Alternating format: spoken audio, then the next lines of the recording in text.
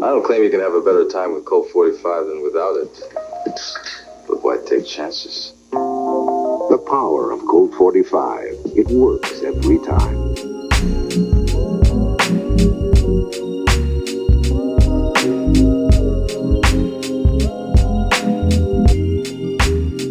What's good, y'all? This is Everything's Blurred, episode 45. Yes. This is the I was only Jordan coming I was back? gonna say that, but I'm like like now, I guess Colt 45. Hey, it's the it's the Billy D. Williams episode. Come on. You can sell a Colt 45. Shout out to my aunt Ladybug. She stayed crushing some Colt 45s. Yep. I was gonna say that, and we damn sure ain't mentioned about no 45, but you know.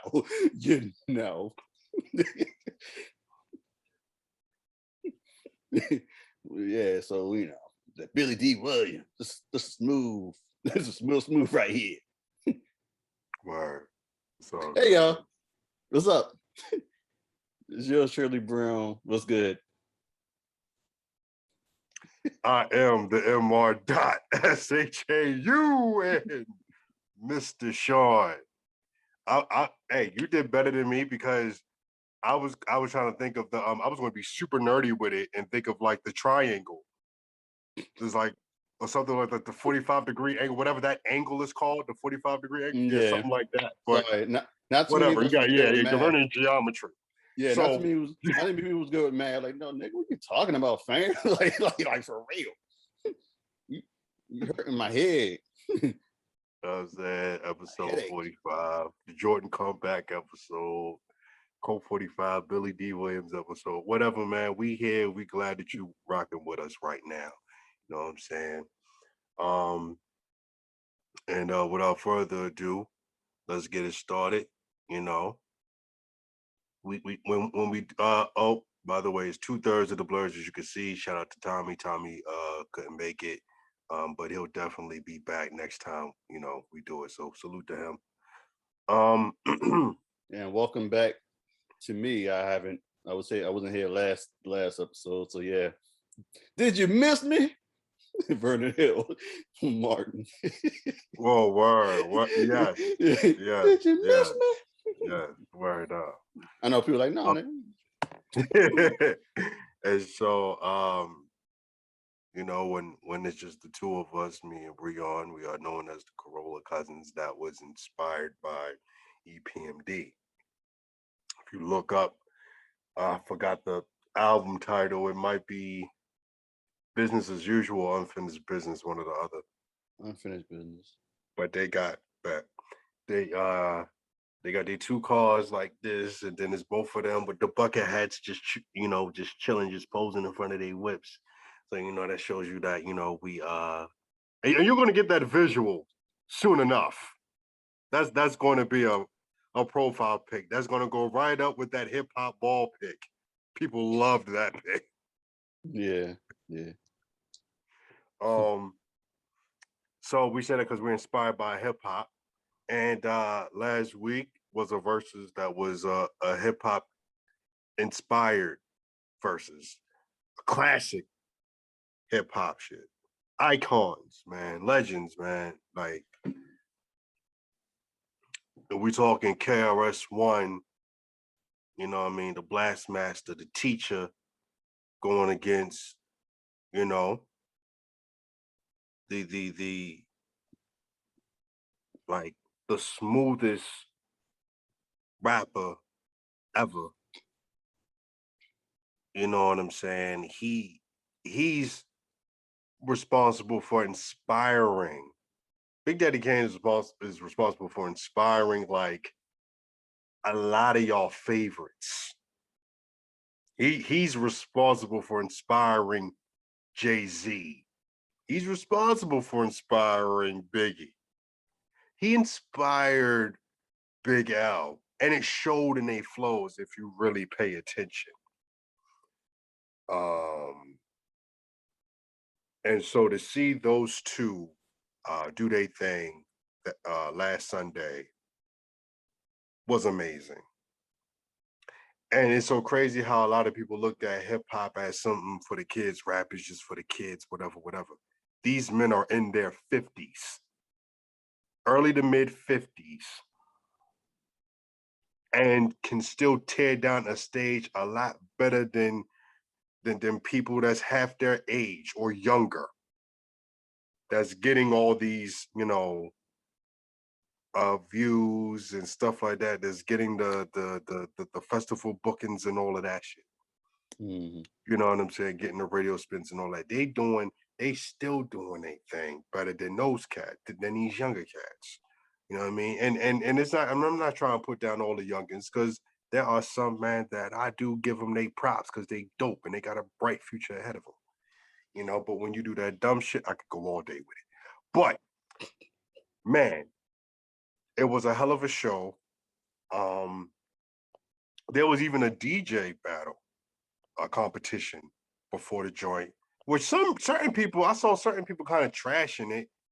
And I liked it for what it was. I appreciated it for what it was because people need to realize, man, the backbone of this culture is the DJ. And the DJ sets the tone for everything. And these people needed that look, they young, up and coming, aspiring, and DJ Scratch was there, hosted. He did his thing, man, with that. And then he warmed the crowd up for the battle. And DJ Scratch is another, and you had legendary DJs for both acts. Big Daddy Kane had DJ Scratch. DJ Scratch, like I said, he's a legendary DJ. EPMD's DJ. He DJ for Q-Tip. He DJ for a bunch of guys. Know what I'm saying? For KRS-One, you got a DJ that was immersed in not only hip hop, but also in comedy. DJ Kid Capri was the DJ for KRS-One. And Scratch wanted smoke with Kid Capri on the DJ tip. Mm-hmm. And Kid Capri was like, he tried to give him balls. I mean, wasn't expecting that, but it was what it was. It was cool. And then when he tried to get at him with the DJ tip, it was like, you could tell he ain't no real competitive guy. Or if he had that competitive edge, it was back then of him battling people or whatever. Because it wasn't like if that was like in the 90s, yeah, he'd got, it would have been cool. But in 2021, nah. So when we get down to the show, man, again, so for people that don't know, Big Daddy Kane, he did an interview maybe earlier this year. Or maybe it was last year. I forgot when it was. I know it was like in June or something. And somebody asked him about would he participate in the verses and who his opponent would be. And he said KRS-One. And then he said, but here's how I want it to go. He said, I want one part of it to be like the original versus format. And then another part of it, I want us to be like, you know what I'm saying, to be legit on some battle tip. Like I want us to, have balls for each other, freestyle, go off the top, boom, boom, boom, boom. He's like, I feel like I could do that with KRS. If it was just for the songs in my catalog, I would have picked Rakim. Mm-hmm. But for something like this, I want KRS because I know what he about. KRS-One heard that and was like, at first, I know a while back, people interviewed KRS-One about verses, and he was like, I don't think nobody would want it with me in the verses because not too many people, not too many acts have catalogs as long as mine. I have over 20 albums. I've been in the game for over 30 years. If you could find me an opponent with that same kind of stats, then we can set it up. But I don't see nobody that has my stats. But then he heard about what Kane said, and he was like, yo, is he sure? Do he really want to do this? You know? And they set it up, and guess what? What Big Daddy Kane want, he got. Mm-hmm. So for the most part, they followed the versus format. But there was a point in time when they was, exchanging bars. Then it got to a point where then they had a round, it was a breakdancing round. And you know who set that up? KRS played Step Into a World. Bam. You gotta have B-boys for that song. Mm-hmm. That song was no doubt a B-boy anthem in 97. Mm-hmm. And then, KRS, he brought out his B-boys. And they both brought out legends. Big Daddy Kane brought out Crazy Legs. Mm-hmm. Don't know who Crazy Leg is. You don't know who the Rocksteady crew is. You need to do your Googles. And they was part of the Juice Crew. That I didn't know. Yeah, he said that. He said, yeah, well, Crazy Legs. I don't know about the whole Rocksteady crew, but he said, yeah, Crazy Legs, That's part of it. Okay. But Mm. that's what's up. Wow. I thought they would rock. And it's crazy because I thought they would rock with KRS because I think Crazy Legs is from the Bronx, just like KRS is. And I forgot who KRS one had with him. He was the first ever popular guy. Mm. Can't think of the gentleman's name. And it's gonna bother me because I love to give people their props when props due, but forgive me, sir, and thank you. But it was dope. I could say for in the other features you have for Kane, he brought out Nice and Smooth for the song Pimpin' Ain't Easy. And while they was out there, they did Dwick. Mm-hmm. Rest in peace to Guru. Salute to DJ Premier. Then Sorry, correction. Yeah, correction. I'm sorry. I thought he still said that, but I don't see nothing on here that said that Crazy Legs was part of the Juice Crew. But whatever. Oh, okay. That's all good. And so he did say that. Okay, whatever. He did say that. He was like, yeah, you know that Crazy Legs part of the Juice Crew. And I'm looking like, is that? Trying to make sure that's correct. I'm trying to get my facts, like trying to make sure I'm looking like, is that us? Okay. Edit this part. That's how people are with Redman and Wu-Tang. You know what I'm saying? Because a lot of people think he Wu. And I think at one point in time he came out and said he was like a member of Wu. And then they came out and was like, he's not a legit member of Wu. But they still rock with him though. But yeah, Nice and Smooth. They did Dwick. Then Kane also did the symphony, for that. He brought out matter of fact, he brought out Roxanne Shante and she did a little something. Then the rest of the Juice Crew came out, they did symphony. With the exception of Coogee Rap, which was kind of disappointing. Because you want to see I thought honestly, with the DJ selections, I thought Marley Marl was going to be Kane's DJ. You know what I'm saying? And I thought for KRS, it was going to be D Nice because people don't know D Nice was a part of Boogie Down Productions. Yeah, and he produced like most of the early stuff. Word. So, but it is what it is.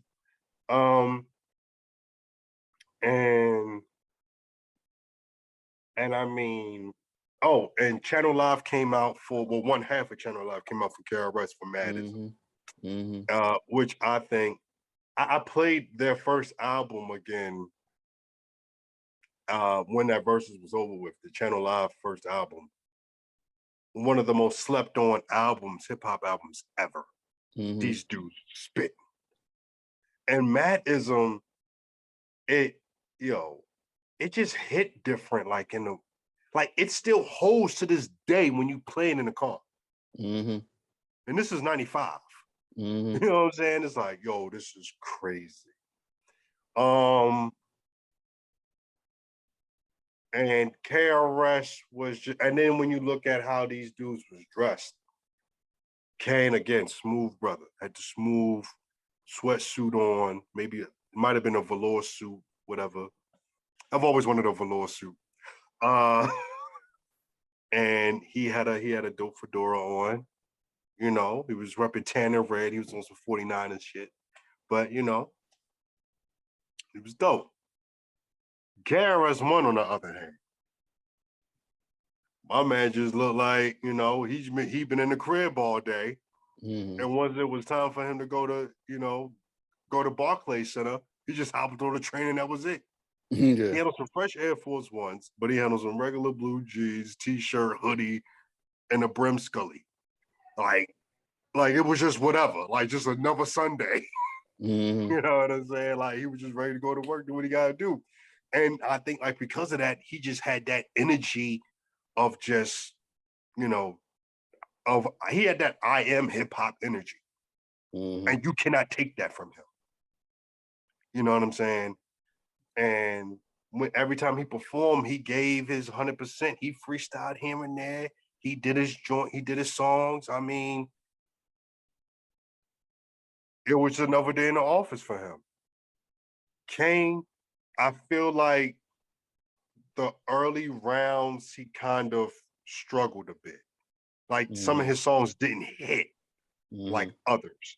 And then towards the middle, he started to find his ground. You know what I mean? And he had his homie Scoop with him. Scoop Lover, Scrap Lover, can't think of it. Forgive me for messing stupid names up. Scoop Lover. And his brother, Lil Daddy Shane, was in the audience. If you listen to Big Daddy, you hear these two brothers in his songs.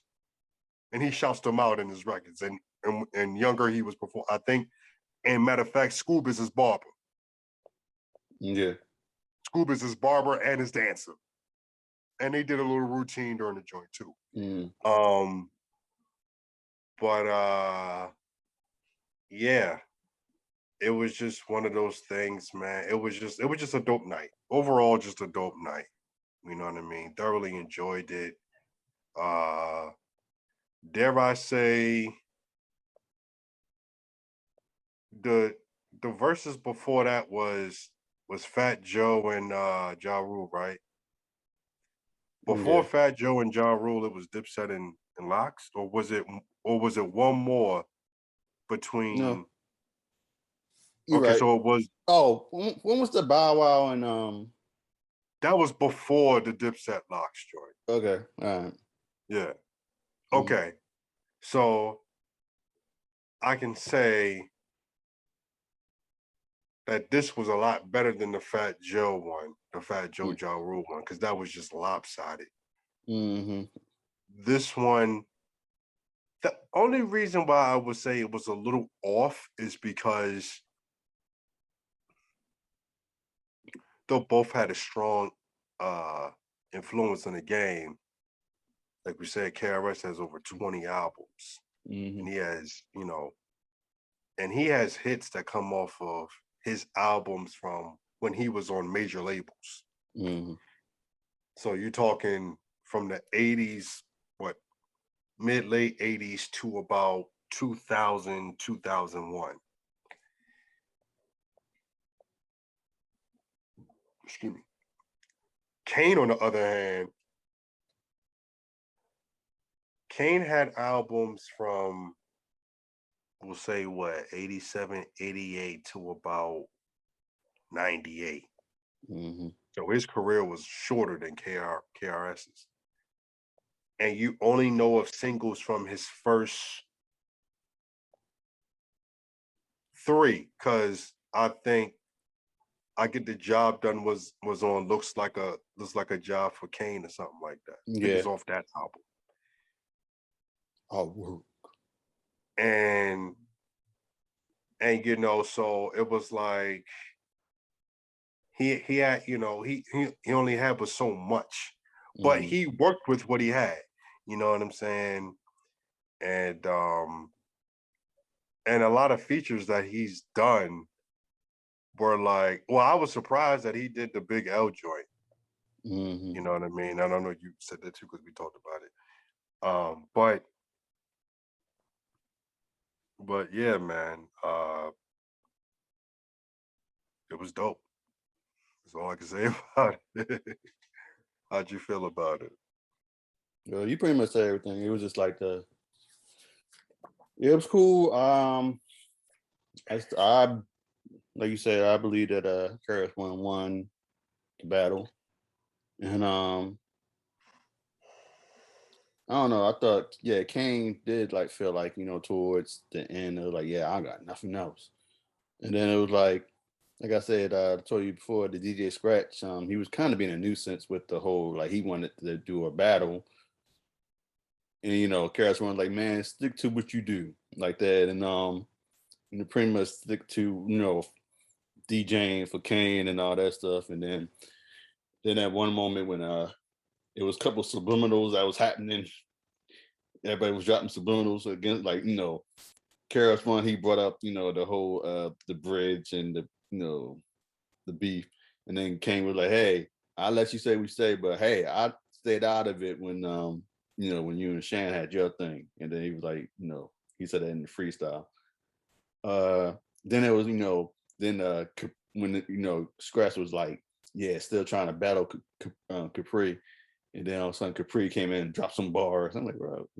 And then it came out, he dropped some bars, and then all of a sudden he finally decided to do a battle with Scratch. But to me, I think Scratch already won. He did it first, and then all of a sudden Capri did something that was like yeah, like okay, but I thought it was dope, like that they both Karis One and Big Daddy Kane, they did like they still showed not only us that grew up around the time when they was in their prime, but like the kids out there that they can still rhyme. So I thought it was cool with the freestyles they did, and Kane was rapping over a trap beat. Yeah, the special guests, that was crazy. Mad Lion, good gracious, man. Forgot Matt Lion was there. Salute to Mad Lion.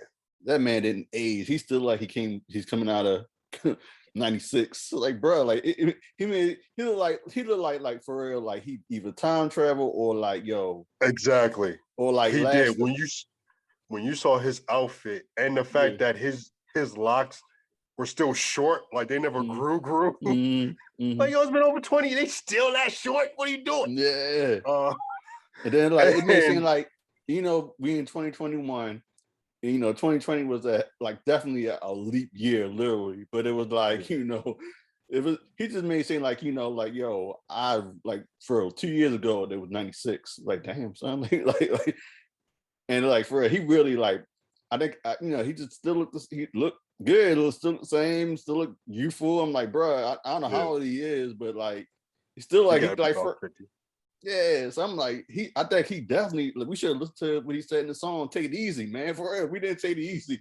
So folks that like not take care of themselves. Like, for real, he really, 2 minutes seconds were not enough time. like for real. It's just like for real. For real. He was trying to tell us, we was too busy, take it easy. Right.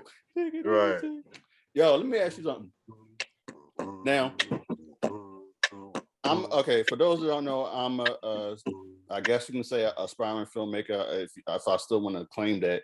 But anyway, I haven't done anything in a minute, but still, like, I'm a film lover. Hey, whatever. But anyway, the song "Take It Easy," right? Yeah. The beat. Now, you know how Jordan Peele, recently he been like using like old songs and making them to like horror. Yeah, like 5 on it. Now, come on, yeah. Now, Take It Easy. I always thought it was a very chilling beat, like for real.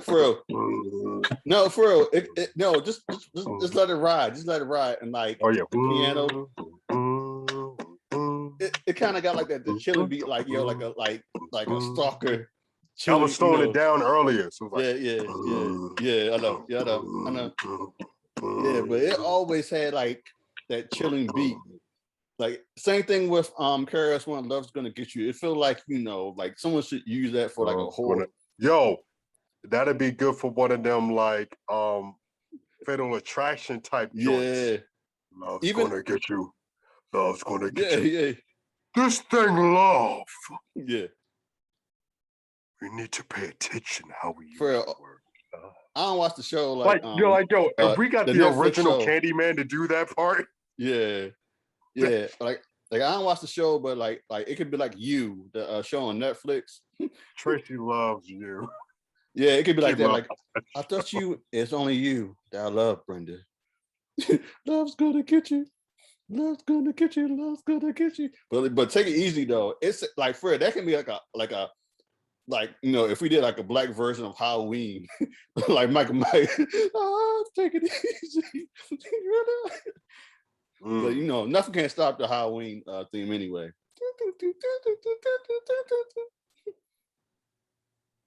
Fred, they did so many remixes. It's like Fred, it's like a hip hop, it's like a club one. Tech Nine sampled it for one of the Psycho Bitch songs. Yeah. Yep. Yeah. So it's like, definitely. And he talks about that sample. Yeah. Because it was either that, he sampled a couple horror joints. He's a big horror guy. And I know in one song, he kind of talks about the sample and how it was kind of tough to get it, but they got it, Yeah. But but definitely, that's how I feel about that beat. That beat was always doom, doom, doom, doom. But yeah, Mad Lion, man. I mean, that was a good. Actually, to me personally, even though Channel Live, Madism, I was waiting for that, but that should have came around the time when they had Mad Lion because the energy was there, but like towards the end, the energy trying to die down, especially too when they was going back and forth on like, yo, we're gonna have a DJ battle. So like, and also too, that ending was just very abrupt. Like I was like, that was the end. Okay. Yeah. And also, it could have ended better. Yeah. Yeah, and I wanted KRS One to self-destruction. Did he do just a friend? I mean, I'm sorry, a friend. All I really need is a friend. Did he do that? No, he didn't.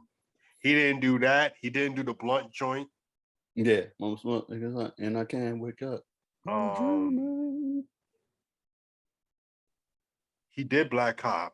Yeah, he did Black Cop.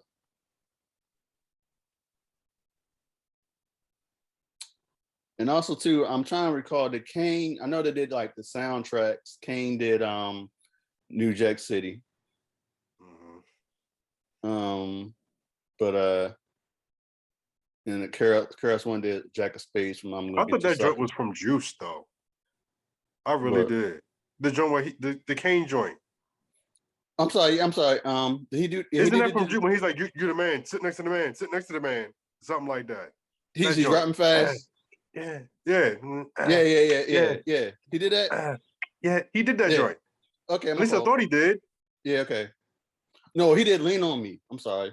Yeah, he did Lean on Me, and he got no response to that. The crowd was dead when he did that. I knew it. Yeah. I was like, damn. But no, he did Lean on Me. I heard Lean on Me, and then KRS One did Jack of Spades. I ain't hear him do the Juice joint. But still was a good battle. It was like, I can tell like the energy did die down towards the end, but it was still cool though. I did want Coogee Rap to make an appearance for the symphony. I was like, that'd been dope. Yeah. And yeah, that is a letdown. Yeah, so that was like several things I was like slightly disappointed, but it was still a good battle. Now I'm just curious to see like who's gonna be the next one. Like since they didn't use Rock, everybody wanted Kane and Rakim, but everybody wanted ever since their careers was on top. They was on top back then. They wanted that. You know what I'm saying? But to me, I thought Kane and KRS One fit because they both had a good stage presence compared to Rakim or this. To me, if they do a versus, I would say Rakim and Nas, yo. No offense. It's just like, yo, they got the same, but it's like, and they both like, they what I'm saying, that's for who people see Nas at, So Eric B was at the joint. Shout out yeah, to he was. Eric B. Yeah, he was. Busta Rhymes was at the joint. Knife Wonder. Y'all niggas scared of Busta Rhymes. It's funny that y'all scared. Especially you, T.I. Honestly, I didn't think that was a good matchup, period. Like, if for real, like that would have when T.I. was like the whole generation thing, bitch, please. Yeah, for real. Snoop and DMX. Snoop came out 92. X came out 97, 98. 90, we'll say 98. Mm-hmm. This is sick shit. Granted, Busta been out since early 90s and T.I. came out 10 years after that. But if we're just focusing on Busta's solo career, that's what, 96? That's 6 years. That's 5-6 years before you got there, T.I. That ain't nothing, bro. Besides, when you going against catalog versus catalog, he probably won't even bring out the LONS bag. He probably will for maybe Just Another Case of That PTA and Scenario. And that's probably about it. Sob Story. Other than that. Sob Story. I know you and you know me. I know you and you know me. It's the Sob Story. Story. Got you. Yeah. Word. Now, maybe that. But other than that, you're going against Busta solo stuff. He might throw some flip mode at you. But Busta got more features than T.I., in my opinion. He does. And he slays his features. So T.I. it would be a good fight, because I can't say it'll be a good fight. But I'll say this, performance-wise, T.I. got nothing. Yeah, he got nothing. No one has, not too many. Besides Redman and Method Man. That was a good verse. That wasn't even a verse. That was just like, yeah, we just that was just a concert to me. Yeah, bro. For real. That was to me. That's up there. That for was real. a special celebration. People don't really talk about that verse. To me, I thought it was up there with the DMX and Snoop. To me, the Meth and Red. That was like, that was just great. It just felt like I was back. It took me back to middle school. I'm like, bruh, they brought back this. Yeah, that was just a good concert to me. Now, if it wanted to be a competition, it should have been Method Red versus Ray and Ghost. Even with that Ray and Ghost, though, I loved it. I thoroughly enjoyed it. And it was just in a matter of friendly competition, but it's like, yo, y'all got too many joints together. Together. Y'all got like 2 whole albums together, 3 whole albums together. You got Purple Tape, Iron Man, Purple Tape 2, and you got Bulletproof Wallace. You got 4 joints. So it's like, why? In a sense. But it was good. But if they would have did a Meth Red versus Ray and Ghost, that would have been crazy. That would have been so crazy, bro. Yeah. And I'll say with the whole thing with Nas and Rakim, that would have been interesting, because Nas had the song, the autobiography of Rakim. I'm not mad at that, because I feel like Eric B would be Rakim's DJ. At least I would love for that to happen. And, he would probably be doing a mixture of some solo joints and mostly Eric B and Rakim joints, and Nas is going to go through his catalog. But but Rakim don't have that much, how would I say it? He had that many hits? I mean, he has hits, but it's not the hits that Nas at least had some hits that was like for the club, I would say. He has some for it, but you know what I'm saying? Not a whole. Like he had You Owe Me, that bullshit. Uchiwali went crazy. We know about Uchiwali. Yeah, and even like street anthems that like made you look. Nas got a lot of street anthems. I mean, so does Rakim, but it's just not. He does. Like, yeah. Yeah. I ain't no joke. But like Yeah, I mean, Paid in Full is a street yeah, anthem. It's about yeah, getting money. Come on. yeah, for real. Yeah, for real. Uh, What master plan was you thinking about? I mean, right. Know the Ledge is a street anthem in a Yes. sense. Oh my goodness. If that'd be over. If like if they try to compare like soundtrack songs, like from Bar Cam do born from the Ledge, and Nas probably do like I don't know, what was a good soundtrack song of his? What was a good soundtrack? He did a joint with CeeLo it sounded like some spy shit. It sounded Oh like some no, James he did Bond it. type. It was the for the Rush Hour 3. Yeah, I know you're talking about. It was off Rush Hour. Okay. Yeah, I 3. like that one. When I Yeah, first heard it in the theaters and I was like, yo, this hard. yeah, because they rhyme over the theme music to Rush Hour. Oh, wow. But now I'm trying to Yeah. think. It's another. I'm trying to think. What was another? Yeah, I can't think right now. It's another Nas like song he had off a soundtrack. Like that was a hit. Like it was some underrated ones. Like I can go if it's a hardcore hip hop head, I can go to Street Fighter 101. I know I could go I know he had he was featured on Blood Money 3 yeah. off the Ride soundtrack. Because I had that soundtrack back in the day. I had it on tape. Yeah, I'm trying to think what soundtrack he was in. He also did a soundtrack for he did a what's it called? Tower Heist. It was for yeah. It was him, I think Rick Ross, I think. Yeah. But anyway, I'm trying to think something back in the day that he didn't do that much, but yeah, not as much as What is that? You sure he wasn't on the New Jersey Drive joint? Because that was a double disc joint. Right? Wasn't that a double album? Hell, let's go with the Belly soundtrack.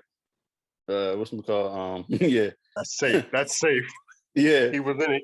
Yeah, he was in it. But I was trying to think of some others. Like I think he was like Into Deep one. I think he was I don't know. I ain't had the Into Deep soundtrack.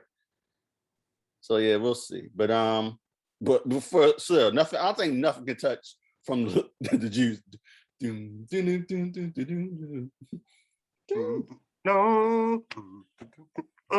and Ghost redid it. Right. But I'll say, you done did a lot of back-to-back rap joints. I'll say, we could squeeze in another R&B one in there.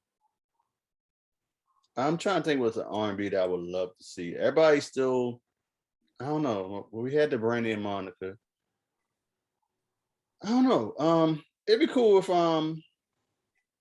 me personally, I think really just have New Edition, just period. Just like New Edition. Just let them, like Fred, just like a New Edition versus. Like Fred, let them do their group stuff and then everybody do their own solo stuff. You know what I'm saying? And see how that goes. Just like, them. I can't, just them. Like they did D'Angelo and Method Red. Yeah, for real. Don't even like. I wouldn't even say like. Don't I was trying to think of someone that came up, but it wasn't. It was like don't like odd it up like New Edition and shit. Who? I'm trying to think of somebody. I'll say you break off and they do early new. They start off doing all early New Edition stuff, right? Mm-hmm. Then after they do New Edition stuff, break it down to BBD. Mm-hmm. Then, boom, Ralph. Mm-hmm. After Ralph, Johnny, Bobby. Bobby gonna be last. New Edition again. Yeah. That's it. Good night. For real. That's how you break. Oh, my bad. And then you got the well, I don't know their stuff like that, but I know who's the head of state. It's Ralph and who else? Is it Ralph, Ricky, and Johnny? Yeah, that's the thing. But it's like they don't. But then later on, they wouldn't count, I guess. But it wouldn't hurt if they did at least one song that they did as that group. Yeah, I think did they put out any new stuff? I don't know. I haven't heard. I heard about it. I don't know. Like I think when I heard about that project, it was like a few years ago. Me too. So I don't know if it's still a thing or not. But Yeah, no, a new edition because like, well, the, Do their soundtracks. Oh my goodness, yo! If they do the soundtracks, like Ralph if Trevin, they could do Crush Groove, they could do yeah, so much, bro. Ralph can do more money. Money can't buy you love. I didn't watch all of the Bobby Brown Keith Sweat joint. No, my bad. He did do the Ghostbuster joint on Yeah, that one. He yeah. did do it. He did do Mm. it. He did. But yeah. Now, do you think Michael Bivins is going to bring out? Boys and Men. Oh, uh, actually, you know what? I mean, they care, but I mean, I don't know. That's what's up. Yeah, I saw your post. You saw it, but I don't think the people that watched this did. No, I'm just saying. No, I'm saying. No, No, I'm no, saying. no. I know you did. I'm just saying the 5 viewers didn't. Hey, hey, for real, man. No Mike. Come on, man. I didn't make them. Okay. You know what I'm saying? Come on. I know he got No, I multiple. feel you. He got I multiple 100% sclerosis. feel you. Yeah, he got MS. But come on now. He was one of the founding members, man. I ain't not forget the voice. Baby, I'm sorry. I just didn't care. For he made it sound so smooth. I just didn't care. He was like, okay, I'm sorry. That's like the smoothest way you can say I don't care. Like, babe, I'm sorry. I just didn't care.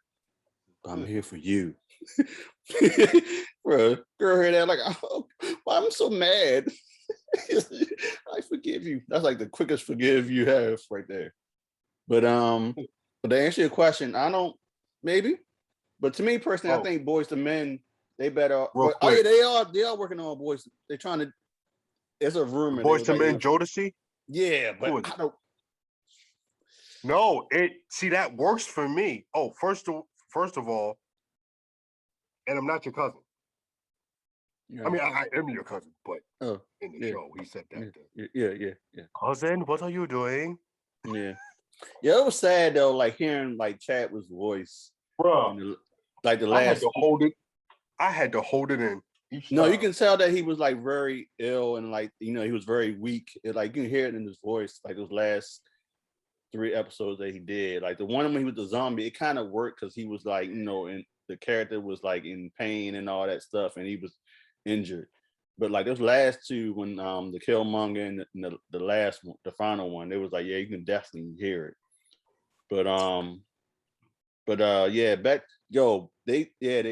but I didn't know Jodeci didn't mess with Boys to Men like that back in the day. Really? What was the beef? It was it's an old Vibe magazine that had Jodeci in the cover, and then Devontae, they had a quote blown up on the page. He's like, yeah, we ain't like those we ain't like those clean soft Boys to Men niggas. I'm like, damn. Didn't know it was some beef.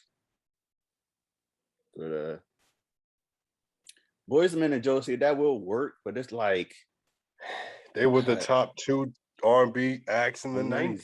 That's why I'm like, it will work. Yeah. But I've seen people try to be styles. like, nah, man, Jodeci versus Drew Hill. Or Blackstreet. My thing with the Jodeci versus Drew Hill thing is, I don't know. I look at it like, I feel like there would be no Drew Hill if it wasn't for Jodeci. Yeah. But at the same time, both are classic acts. And I got to support the home team. So, and so I think that would be good. But I feel like Boyz II Men versus Jodeci is on some more like, we've always been the top 2 acts in the 90s. This platform kind of settles it in a sense of who's the better one. But also too, as far as like the solo stuff, Casey and JoJo got it on a lot. Cause like not too many of, cause the Wanye, like if they did Boyz II Men, like Wanye, I mean Sean, he had kind of a solo thing going. I mean, he kind of still do, but it's not like it's popping. It was like he had like that sound.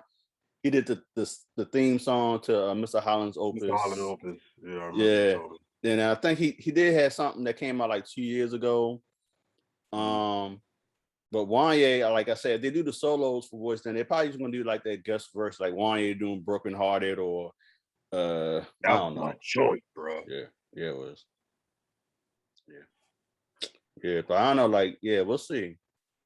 But man, yeah, we can talk all day about this. But that'd be interesting. But yeah, I don't know, man. I think with the if they do it with if it's Jodeci and Drew Hill, it's like, okay, similar styles. not really. I mean, because like one is more street than the other one. The other one is like really like they was like Boyz II Men was like a clean cut boy band back in the day, but they had R&B style. I didn't say Jodeci versus Drew Hill. I thought it said. Oh, I'm sorry. I thought it said Jodeci versus Drew Hill. Yeah, I'm talking about Jodeci versus Drew Hill. I'm sorry. Yeah, no, it's all good. Because they both, you know, they had some hip hop in their shit. Yeah. You know what I'm saying? And then like the features would be interesting because Casey and JoJo can bring out Ray and Ghost again. And then like Drew Hill got the Brat, Foxy, Redman. Yeah, Redman. That Meth Man one that was off the second album, Into the Drew. They had Meth Man. This is what we do. This is what we do. Yeah, that was rocking. But anyway, actually, like it worked. That fits Drew Hill versus Jodeci because it also, like I said, when they go to the solo, Casey and JoJo got their hits. Cisco got his hits. And then, like, if they want to, to me, I'm still disappointed to this day that Woody didn't have it. Not Woody, I'm sorry, Jazz didn't have it. And I remember he had he had like two it was like a couple of tracks on soundtracks from Rush Hour 2 and what was the other Nutty Professor 2 soundtrack, and they both was dope. Because he was on Deaf Soul. Deaf Soul, yeah. And I was mad, that he didn't have no album. That sucked, Joe. He was dope, man. But hell, really like I said, he was gonna be next up. Yeah, and also like it was crazy though too, and also if they do the Drew Hill versus Jodeci, you ain't gonna have the founding members of Drew Hill. Yeah, because Jazz left. Have Drew Hill. You're gonna have like Player. Jazz, Cisco. Yeah, that's what it pretty much is. I think when I saw something recently with Cisco. They was like, Jazz is officially back. I think he was like, Nokia. He kind of comes in when he wants some shit. And then, but like you said, you got the two guys from Player. And I'm sorry. That's like, ain't no point. Like they ain't shit. They shouldn't even come with that. Like, yo, you want to be in the group? Yeah, man. Player probably ain't had nothing else going for him. I mean, the first album was Timbaland and Missy wasn't. One point in time, Timbaland and Missy wasn't popping as much. Hey, that Player album is underrated. Oh yeah, it slapped. That shit sucked. What was my joint? Cheers to You was my joint. We can go all the way. We can go all the way. That was fire. The Aaliyah what was the joint? I was daydreaming. Back down memory lane. I forgot how it went. Can't wait to see it when we get there. I can't think of it. It's been so long. Yeah. The Leah joint too. I need a one woman man, one man woman. Yeah. Because I need that joint was tight too. But yeah. Rest in peace to Static Major. Yes, rest in peace, the Static Major. Yeah. But yeah, Player though, that album was a banger. Uh-huh. That's right.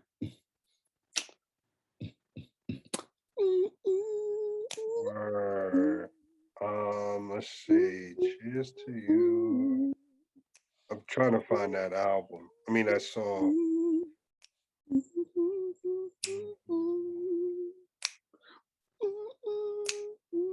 I-65. Yes. Yeah. Yeah. Sorry, it was like when you were singing the lyrics, it was what is that? I said that do sound familiar. I just don't know. Yeah. But honest, yeah, that was yeah. That joint. Yeah, man. But yeah, but still, like for real, add them like for real, we need to if they try and do it for real, bring back Woody, bring back yeah, if you say jazz in there, well, it's just funny that you remember when they was on 92Q and that video when Woody was like, you know what? Like, yeah, yo, Drew Hill's back, y'all. Then Woody was like, you know what, man? Oh my God, cringe. You know what? I'm a quit. I'm sorry to say this, but this is my life. I'm not gonna be in a member no more. They was looking at each other. Ready to fight. Yeah. Cisco left out there. He left and went back to his car. They was following him. Right, he was in his own separate car. He had his own driver. Like, these niggas ain't even come as a group. Niggas ain't separate. True. They had that look like, yeah, Drew Hill's back, y'all. And they was like, yeah, we're back, y'all. We're back. And Woody was all quiet. And he's like, Woody, you good? Yeah, I ain't want to, say nothing, but, I'm sorry to say this right now, bro, but, this is the last time I'm going to be a member. This is the last time. They was looking at each other like, this mother. Yeah, for real. Legit. They legit looked like that. I wish everybody success though, but I think this is it for me, man. Sorry. He said like no Terrence Deshaun Howard now. Sorry. I'm out the group, man. I'm about to start my own, man, called the Empire, man. Oh, hell of Empire, man. Everybody have a dream, track, man. It's what fast, we gonna, man. I just need a hit, man. Just listen to my tape, man.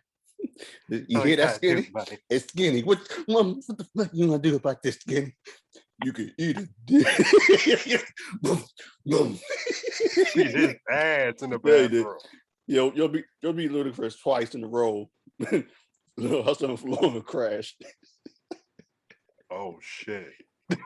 You remember when him and Lorenz Tate carjacked his truck? He said, what? Yeah. That was messed up what happened to Lorenz Tate character in that joint. You want to see what I got? Yeah. Blah, blah. He had the same. We want to show him a figure. Yeah, but that's that man over a figure, bro. Yeah, but still, that's pretty much like how it is, though. It's how when people think you grab something. Oh, he got a gun. Like to set it off. Cena set it off when Jada Pinkett's brother got killed, and he had the bottle. And he's like, hold on, and then he thought he had the gun. I had to rewatch that. It's been so long since I watched Set It Off. Mm-hmm. It'd be on Bounce TV all the time.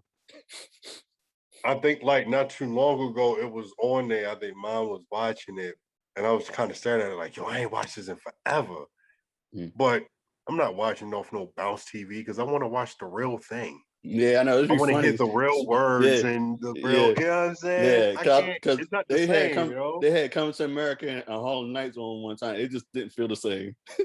Yo, you broke my freaking nose. Like what?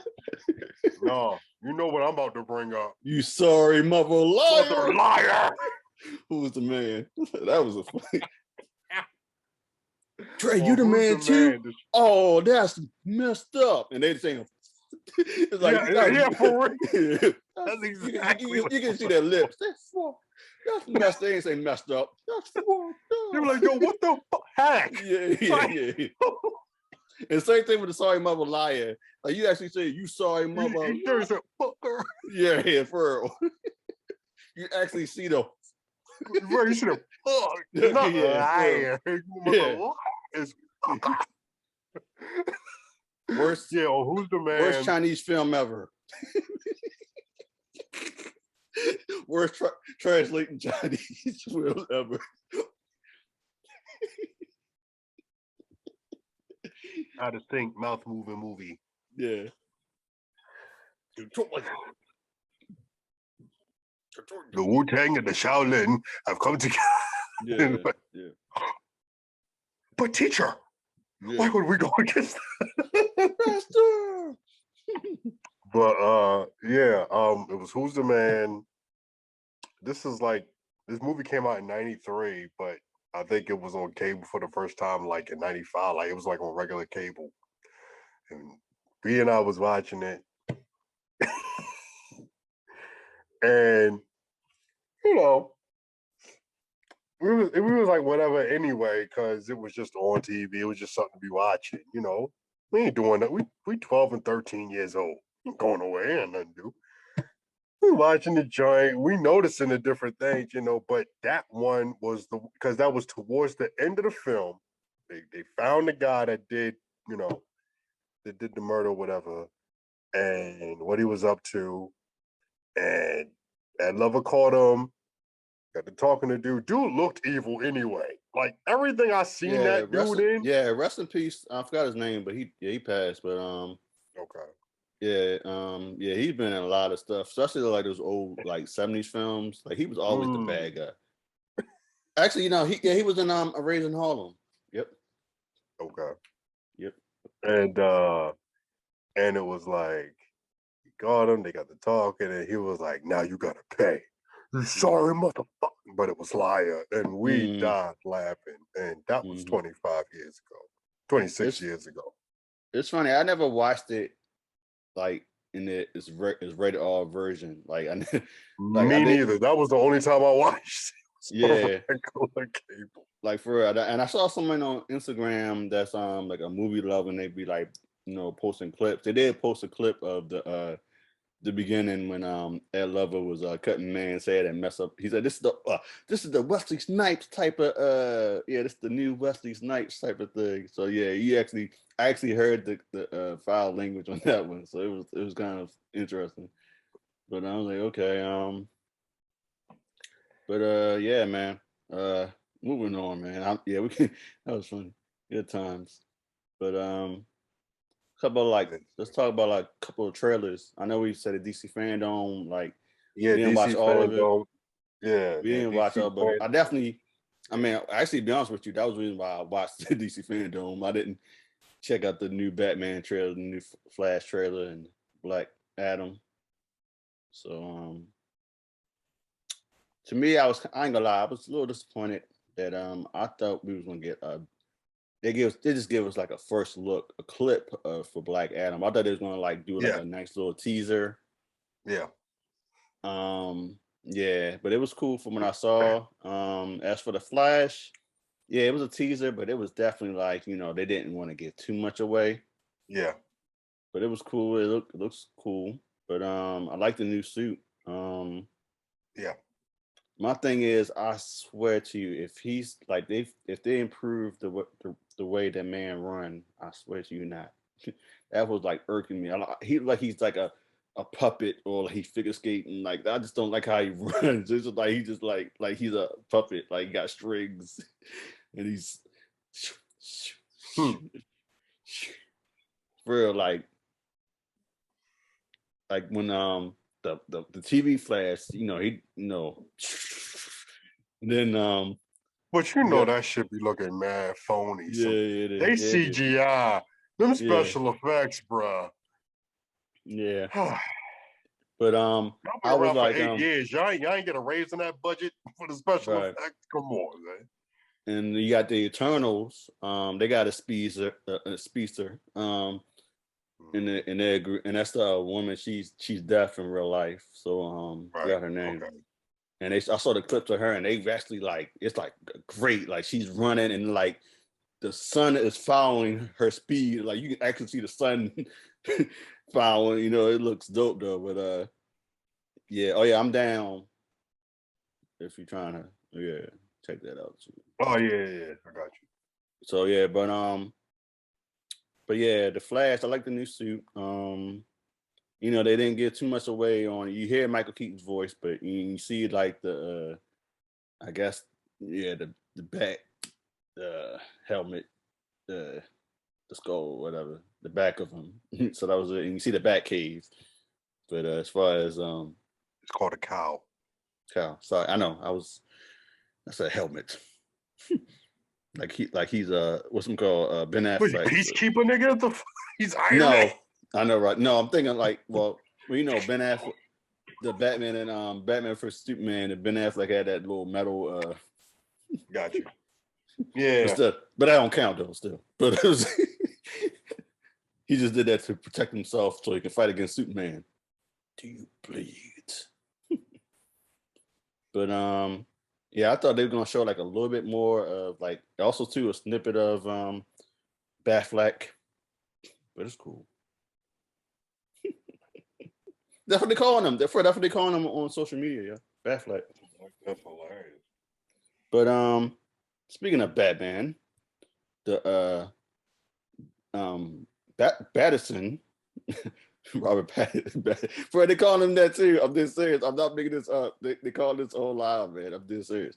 But anyway, that's what everybody wanted to see, and it looks hella dope. That's all I had to say. The cinematography looks awesome.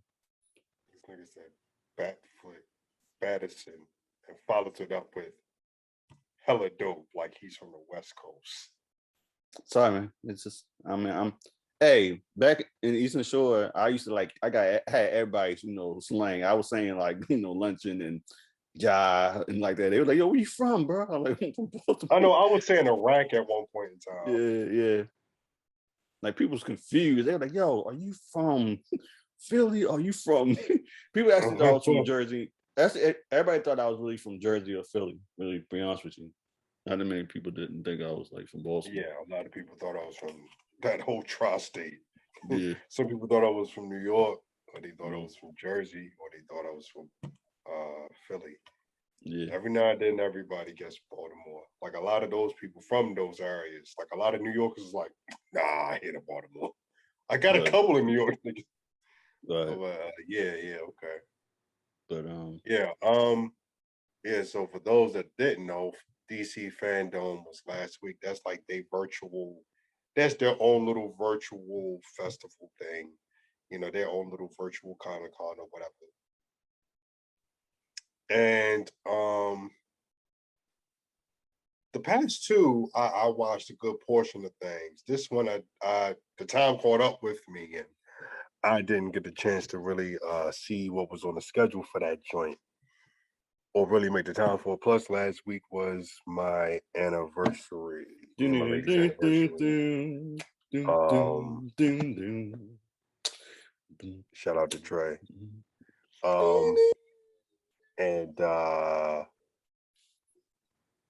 And so it was like, and then when the week happened, it was a lot of stuff going on during the week, you know, with work and stuff like that, you know, adulting, that bullshit.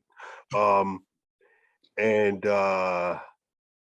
it was like, once I had some downtime to chill, I was like, oh snap, yeah, let me catch some of this stuff. But I know they had a video that showed the whole thing, and it's like about 8 hours. And I didn't see a lot of joints, like different like panels, like where they had their own separate videos. So I was like, well, I guess I might, if I can't find them, then I'll just, with the separate videos for the different panels, I'll just watch that whole 8-hour video. I'll watch like an hour a day or something for the week and go from there. But I did manage to watch the first look of Black Adam, the first look of The Flash, and the trailer for Batman, and the first look of the video game Gotham Knights for the Court of Owls joint, which looks amazing. And it makes me want to hop on my PS, blow the dust off my PS4 and get to playing to get ready for that game. And also they had the I saw like a picture of it. I ain't see it though. It was like the actually I saw like a little clip. They had the milestone panel with Reggie Hillman and I guess the creator of Static Shock. I could be wrong. But yeah, and they had what's it called, the dude that played Terrible T on Arrow. Terrible T. I mean, what's the guy that the T? Mr. Terrific? Yeah, Terrific. I'm sorry. Sorry, I edited that out too. The guy that played Mr. Terrific, yeah, he was. That sounds like a bad 80s wrestler now. Terrible T. Sorry. Sorry. I'm just still bugging. We're coming for you, nigga. Sorry, I'm just bugging that show how they did him on the Arrow, like Pearl. He had a fro, like it's time to fight crime, like for real, like and he had a cornrow or stuff, and like I'm like, yo, I know it takes a woman longer than an hour to braid your hair. So how the fuck you show up all day with an afro, then when some shit go down, your shit braided, you got to show you ready? Yeah. No, it don't work like that. It still had time to put a T, paint a black T in your face. Just going down. Like, no, we ain't got time for that. Or only in TV. That's why I was looking at it like, bro, how he like now if he'd have rocked like a do-rag and then like a hat that had the T on it, I bet. You know, might wear a mask to cover the eyes or whatever. Yeah, fine. Cause fam, with the money that he makes as a regular person, as a scientist, whatever the hell he owes as a secretary for old girl, like you make a little bit of money. You could go to Lids, get a custom-made hat right quick.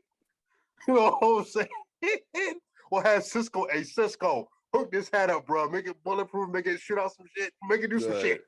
You know what I'm saying? Put a T on there, boom. I can press that T and some stuff can happen. I don't know. Just make it happen. Yeah. You know what I'm saying? I was like, that part was funny to me. But I'm sorry. Mr. Terrific. But yeah, so like it sorry, but I thought they was gonna like, I don't know, reveal who's gonna be Static Shock or something. I don't know, but it didn't happen. It was just like saying, like, yeah, we still working on it. We're working on the screenplay right now. Michael B. Jordan is producing. Yeah, we knew that, but it was like, yeah, but it was like, no. I thought it was gonna like something new, but it's cool. Yeah, I'm gonna try to check out some stuff. But yo, do you think that the Batman, the upcoming one, the Matt Reeves one, from the way everybody's talking about how dope that trailer was, and then like I said, the cinematography was dope, and just like I said, Robert Pattinson looked like he's going to be he's definitely going to prove some people wrong. Definitely, he already has from the first looks. You know, people was like, "What Twilight dude?" I don't know, but now it's like the same thing with the Ben Affleck situation. But what's it called? Everybody's saying like, well, this probably gonna be the greatest Batman one ever, and also will outdo the Chris Nolan trilogy. Even though this is only just how the way it looks and how it's gonna be, and it's like I want this to be rated R so bad because it look like there's no way in the hell this is gonna be a PG-13 movie.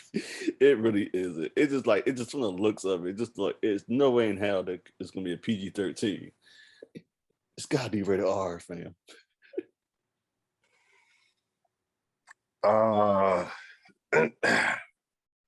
So wait, what was your question? Oh, I was gonna say, do you think this is the gonna be the from what you saw, you think it's gonna be like it's gonna outdo the Chris Nolan? Oh, okay. Or it's gonna be the best Batman. Everybody's like saying, and people saying like it's gonna run out. It's gonna be nominated for Oscars. If I will, I say for the cinematography, most definitely, because the Dark Knight was nominated for cinematography back in the day. So yeah, why not? So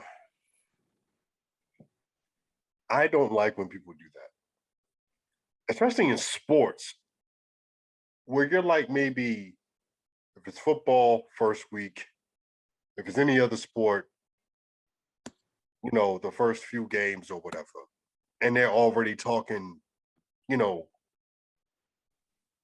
after that, the long run, like, oh, are they going to still win be able to be champion contenders and all this other stuff, or at least make it to the playoff. Nigga, it's just only the first week. This is the first look with this film. I can't go off that first look, you know what I'm saying? To say, oh, it's going to be this, it's going to be that. Only thing that I can say with that is, I think that this movie is gonna. It looks great. Okay, the trailer looks amazing. I want to say, I feel like the white guy, the short, fat white guy that's talking with this heavy New York accent. I'm assuming that's the Penguin. Yeah, that's Colin Farrell. Yeah, He did a great damn job. yeah, Farrell. That's nothing. That's nothing. People. And by That's nothing the way, people can't believe. Yeah. And the Penguin and the Penguin also looks and sounds like that in the game Gotham Knights. So I was like, okay, that's interesting. Zoe Kravitz looks amazing as Catwoman. She does. I got a little confused at the one clip with the two guys with the machine gun shooting in the dark, and then Batman just rolls up and just beats their head. Because at first from that, it looked like they were shooting at each other. Yeah, like yeah, they. I got him. I got each other. I know they killed each other, like for real. You know what I'm saying? Yo, what if that, instead of that scene being like that, what if that scene was like the little skit at the end of Warning by Biggie? Like, yo, you got a red dot. Yeah. Oh shit, say what? You got a red dot in your head too. Yeah. Oh shit. That should be on the Punisher. Punisher, when you come back, matter of fact, talk to him.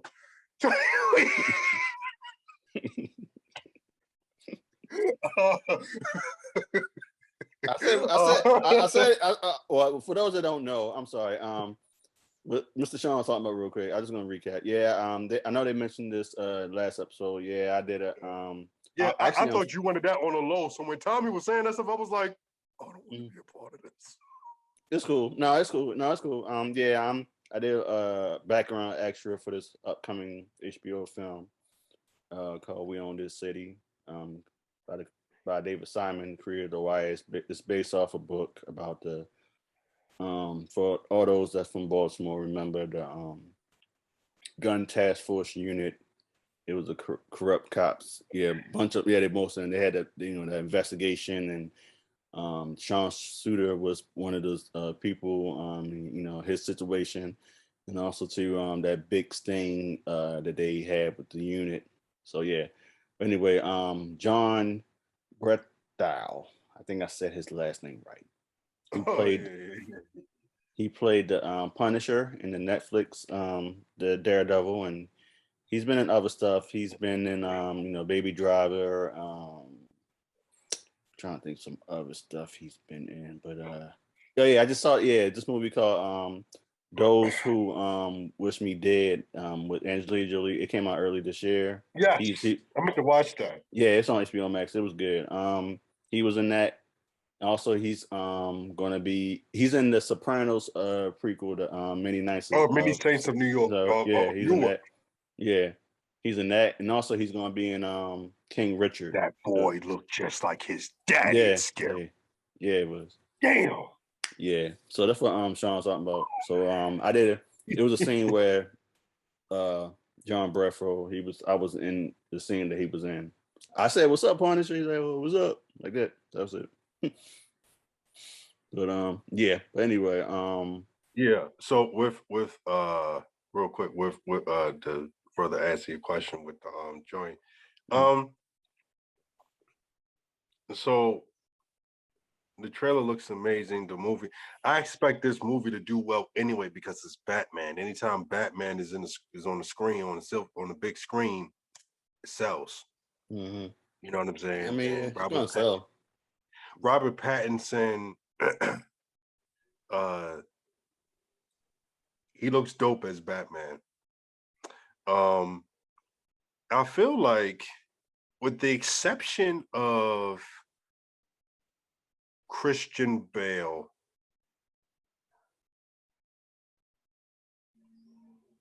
Sorry, I'm thinking as I'm about to say what I'm about to say. I'm gonna say, with the exception of Christian Bale, and I'll probably throw in. Please say George Clooney. I'll throw in Val Kilmer in that mix, because those two have action movies already in their resume. Mm-hmm. Robert Pattinson, Clooney, Mm-hmm. Michael Keaton Mm-hmm. weren't really action guys. Actually, Clooney, from Dusk Till Dawn, if you want to count that, but I know it was a horror. Oh, okay. Well, that's only one thing that I can think of that he did that was action. But it was like Everything else was like ER. He did a guest spot on Golden Girls, and that was it. I mean, he had what's it called? Three Kings. With it was a drama, but he was like a soldier. It was a couple movies. He was like That's a a soldier. drama. It might have had some action scenes in it it. had some action. I'm talking about legit like action. Action. You know what I'm saying? I'm talking about those type of films. He don't have a lot of those in his background, from what I've seen. Because Clooney don't do a lot of stuff that makes me want to go see it. What I'm trying to get we at had a is, conversation before. I'm like, what? Okay. What you mean? I know we had this conversation before. You was like, you was like George Clooney films. They don't do nothing to me. I'm like, damn, bro. They don't. Besides outside of Ocean 11, you was like, it's outside of the Ocean movies, there was nothing else that he was in that made me want to go see it. So, like with like I said, with Clooney, Keaton, and Pattinson, they don't have a lot of like action stuff in their back. Like, I'll give you Tenet for Pattinson, but I feel like, and even with Twilight, I don't count Twilight as no action shit. That's some teeny bopper shit. But no one, but it's like, what I'm trying to get at is those three people, no one was really checking for as Batman like that because of their background in a sense. Michael Keaton was a comedian. Yeah, that's like everybody thought that was a joke too when they found out that he was My homegirl had to tell me about that, who's also a big Batman fan. She told me, she was like, when they mentioned the Robert Pattinson thing, and I called her, we talked about it. She was like, they did the same thing with Michael Keaton. Michael Keaton was a stand-up comedian. He did Mr. Mom, and he did a bunch of other joints. The little gangster joint. Johnny Dangerously should have kicked me in the balls, Johnny. My grandma kicked me in the balls. So them joints, he had them joints on his resume before he did Batman. So when it was announced that he was playing Batman, everybody was like, "What, him? What are you saying? No."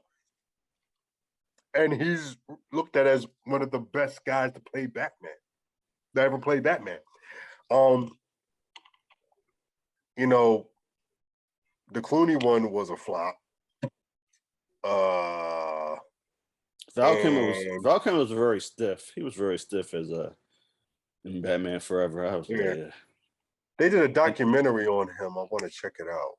Yeah, I read that he wasn't like really that thrilled to, doing the filming of Batman Forever. That's why he was like really like they had no energy whatsoever playing the role. I'm like, brag, bro. So, and I wasn't tripping off the Affleck. I remember I've said this many times on here. When it was announced that Affleck was playing Batman, I was all for it. And people looked at me like I was crazy, and I had to break it down. And when it came out, everyone said he did a good job, and I was just like, "Told you." Like I remember that day, because one of my coworkers, somebody I work with, my same homegirl, and I was breaking it down, and she was like, I don't see it. And then Batman vs. Superman came out.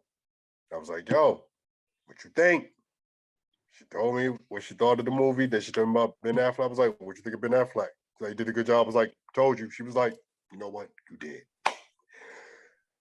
So I think this movie, as far as it being one of the best Batmans, I'm not going to lie to you. I remember when Lego Batman that came out, and I remember the homie Tyrone. Shout out to him. Shout out to Tamika. Shout out to their kids. He was like, I remember he made a post on Facebook. He was like, "Yo, go check out this Lego Batman. You will not be disappointed."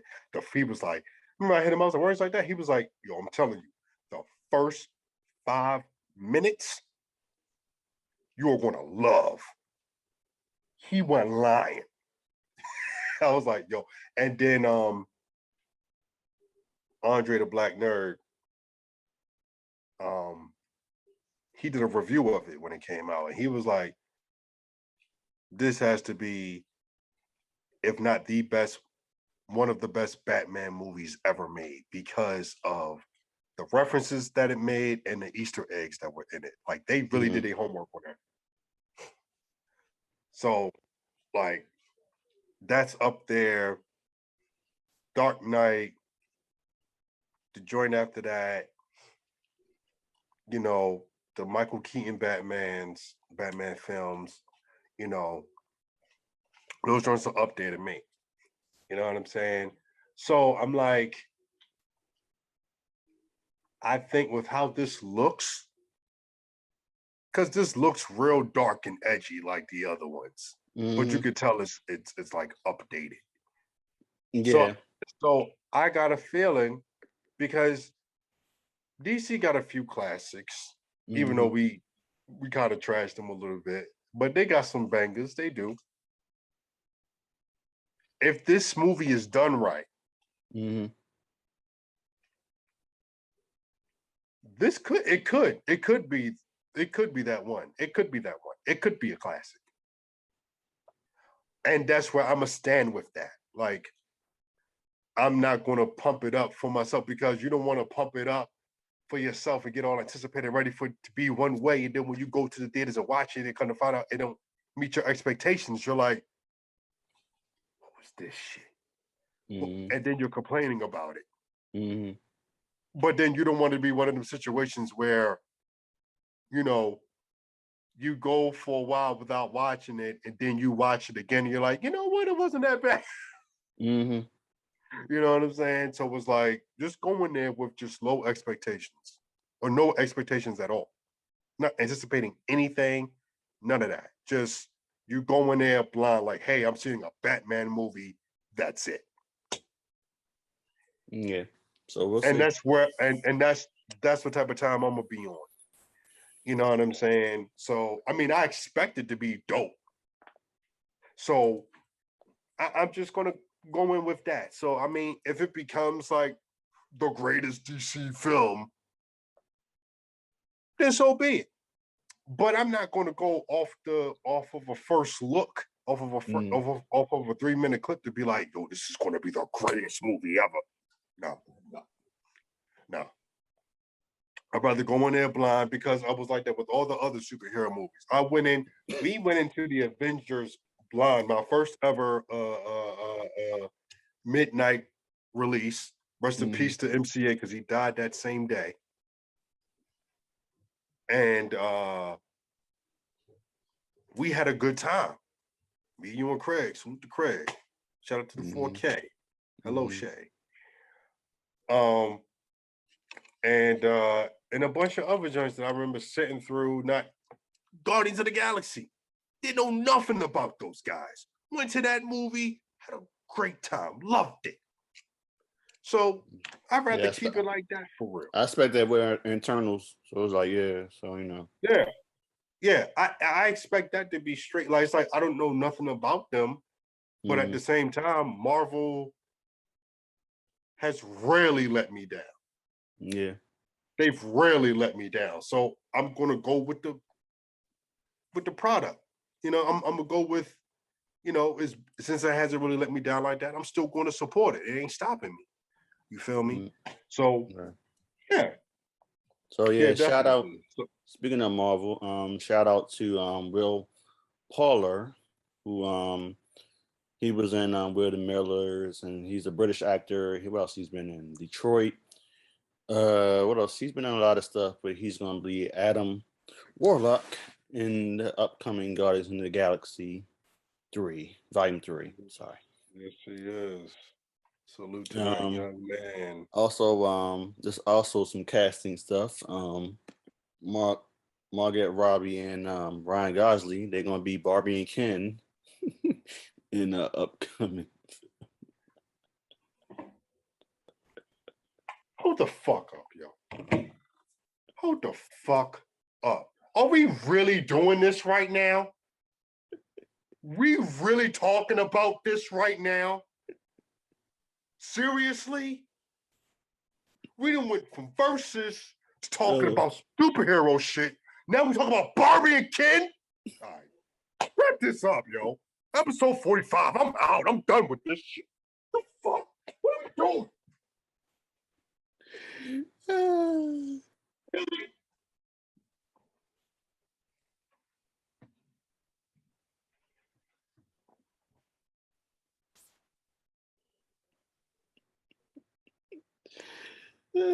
That's funny.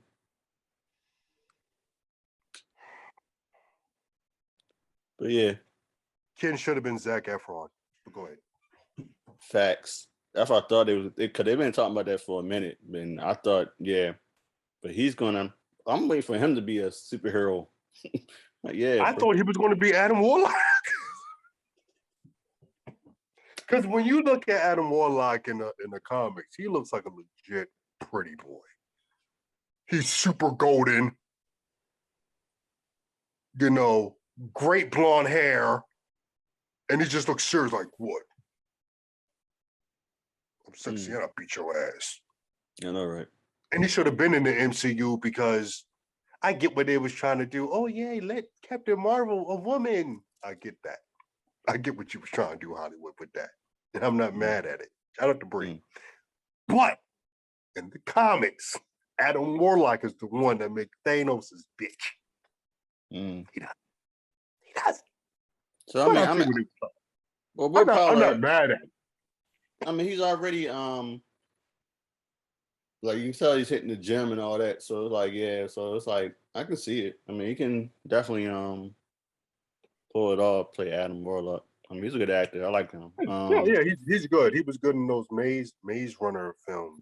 Yeah, that's another thing. Yeah, thank you. That was another movie I was trying to. Yeah, no problem. Also, shout out to. I heard Bill Murray's in the MCU. Is this true? I heard that's a rumor. It's a rumor. But it's Bill Murray, because even Bill Murray's like the way that they try to get him to do roles is just funny to me. Like, he got a voicemail, and he, like, you know, it's a voicemail machine, and like people just call the number. It's like a funny number, and they call him, and it all depends if he answers and calls you back, or accept the offer from the voicemail that he's going to be in the movie. So I think it's funny. It's like that to this day. But shout out to Hayden Christensen. He's going to be Anakin in the upcoming Disney Plus. I forgot the Rosario Dawson's character. What's her name? Asuka. Yeah, I didn't want to say Tano. Yeah, she was in. She's still a very popular Star Wars character, and she was in The Mandalorian the last season. She was featured in that, and now she's gonna have her own Disney Plus series. But shout out to her. But if I mentioned Barbie Ken, I'm sorry, but hey, that's what I saw on my feed. I'm like, oh, but you're right. Zac Efron should have been Ken, but it is what it is. But back to Marvel. Go ahead, Mr. John, about your Wakanda news. Oh, yes. Yes. Oh yeah, so, then Letitia Wright, I'm sorry, she did mention that it was false about the news about her spreading anti-vaccination stuff on just her views, on the set. So she said it was false, but to me it's like it's whatever. Just see how this damn sequel gonna happen. But go ahead. Oh man. Sorry, give me 1 second. Okay, I got it. So Black Panther 200. This is for comic readers, readers some comics. Black Panther 200 is going to be a giant size issue. It's going to be by the writer of it is going to be John Ridley. The artist is Wonka Balls.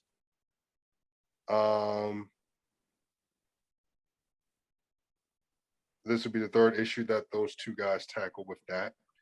And it's going to have both bonus stories celebrating the past and foreshadowing the future of the Black Panther in the world of Wakanda. Really also introduces a new hero who rises up to protect the people of Wakanda. T'Challa finds his life and role as Black Panther thrown into turmoil.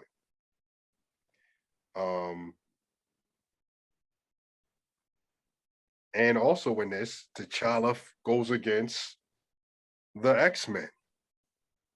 So this should be interesting. And you know, Storm is in it. Shuri's in it. When you see and it comes out January 26th.